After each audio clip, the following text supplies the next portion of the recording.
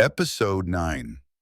One night settles over London with a stillness that feels almost ceremonial, as though the city itself senses a quiet turning of fate. The last glow of twilight has long faded, leaving the narrow streets washed in soft darkness. A faint wind drifts through Soho, stirring lanterns on their hooks, making their small flames dance in trembling arcs of light. It is a gentle night, a contemplative night, one that knows it stands at the threshold of change. It holds its breath and invites the hearts within it to do the same. Inside the home of Dr. Manette and his daughter, the warmth of candlelight lingers against the windows, spilling faint gold onto the quiet street. The rooms within are hushed, the stillness shaped by anticipation, reflection, and love. This house has seen suffering, healing, and rebirth. Tonight, it sees something different. A father and daughter cherishing the final hours before their world shifts into a new shape. Lucie moves through her room with graceful, reverent steps. A soft glow clings to her figure as candlelight brushes the edges of her dress, tracing her like a memory preparing to take form. Her breath is steady but deep, carrying with it both joy and sorrow. Tomorrow promises happiness, an open future, and a love she has chosen with a full heart. Yet tonight holds the tender ache of a daughter preparing to take her next step, knowing the closeness she shares with her father will change in ways neither can fully anticipate. She touches the fabrics laid out for mourning, running her fingertips across their clean folds with a kind of quiet wonder. They represent transition, a doorway between chapters. She pauses, gathering her breath as she gazes around the room that has held her since childhood. Then, with a soft exhale, she steps into the hallway, where the gentle shadows seem to lean forward as though aware of her heart's weight. Her descent down the staircase is slow, almost ritualistic. Each step feels like a memory revisited. Moments shared, fear soothed, joy celebrated. She reaches the bottom and pauses briefly, steadying herself with one hand upon the railing, before moving into the parlor where her father sits waiting in the soft glow of the candles. Dr. Manette sits quietly, his posture composed yet touched by a fragile restlessness. The candle light reaches toward him, revealing the lines of a face shaped by suffering but softened by years of peace and love. His hands rest loosely in his lap, but they carry a subtle tension, the restrained tremor of emotion too delicate to name. For a moment, neither moves. The silence stretches between them, but it is not heavy. It is full, warm, alive with everything words cannot hold. Their bond, forged in darkness and carried into light, does not rely on speech. It lives in the quiet spaces between breaths. Lucie takes her place beside him, settling gently into the familiarity of the moment. She does not speak. She does not need to. Her presence, as it has been for so many years, is enough. It carries comfort, reassurance, tenderness, all woven into the simple act of being near. Her father inhales slowly, allowing her presence to ease the slight tremor in his thoughts. He has known many nights, some filled with terror, others with hope. But nights like this, balanced on the brink of joy and change, are rare. Tomorrow he will watch his daughter step into a new life, radiant and cherished. And though the thought fills him with pride, it also awakens the quiet ache of a man who has leaned on her presence as the anchor that steadied him through the storms of memory. Lucie senses the faint quiver within him. Her awareness of his inner world has always been intuitive, woven from years of understanding the fragility beneath his strength. She shifts a little closer, letting her shoulder brush his. The movement is small, but the comfort it carries is vast, soft as a hand laid over a beating heart.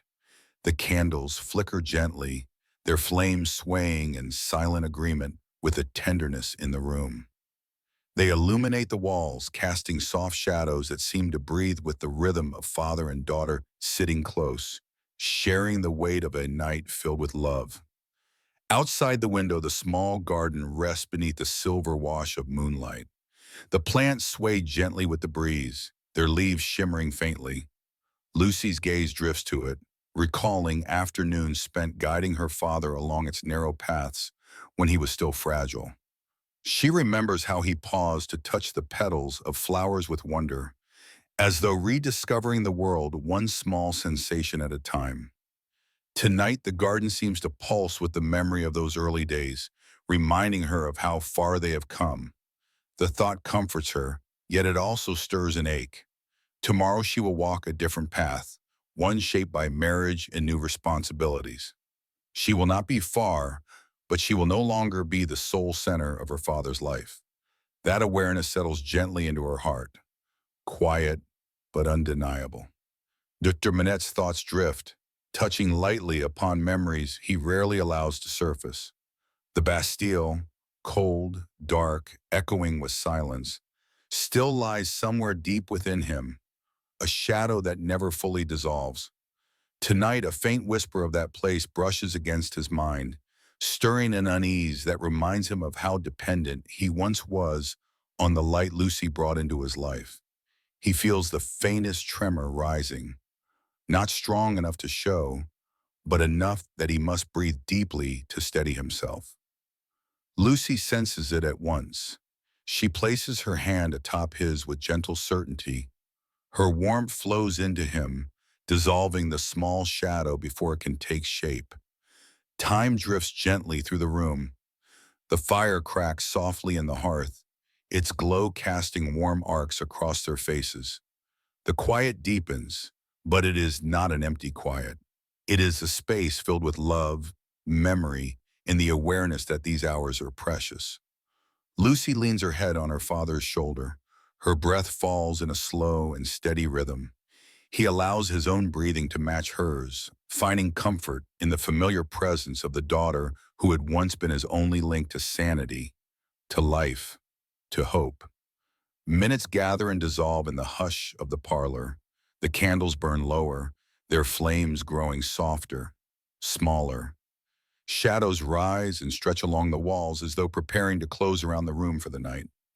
Every whisper of wind outside feels distant, softened by the warmth inside. Lucy lifts her gaze slowly, observing the room she has known for so long. She memorizes the shape of the shadows, the glow of the fire, the calm of her father beside her. She feels the gravity of the moment, this final night in the world as it has been. Tomorrow, the pieces of her life will rearrange. She welcomes the future year with joy, but she honors the present with tenderness. Dr. Manette closes his eyes, accepting the gentle ache of a father learning to loosen his embrace. He will never lose her. He knows this. But the closeness, the daily rhythm, the shared silences, they will change. And change, even joyful change, carries a shadow of sorrow. The hours fold into stillness. The house breathes a long, quiet exhale. Lucy keeps her hand gently wrapped around her father's, anchoring him with a silent promise that she will never truly leave him behind. Her love will grow, not fade. The candles diminish further, one flame sputtering out in a small curl of smoke. Another leans gently as its wick burns low. The fire softens, settling into embers that glow with steady warmth. Father and daughter remain together, wrapped not in words but in presence, in shared memory, in quiet understanding. The night deepens around them, a soft cocoon holding the delicate truth of an ending and the quiet promise of a beginning. As the last candle flickers, they hold the moment with reverence. This night, tender and intimate, becomes a memory they will each carry into tomorrow and all the days beyond.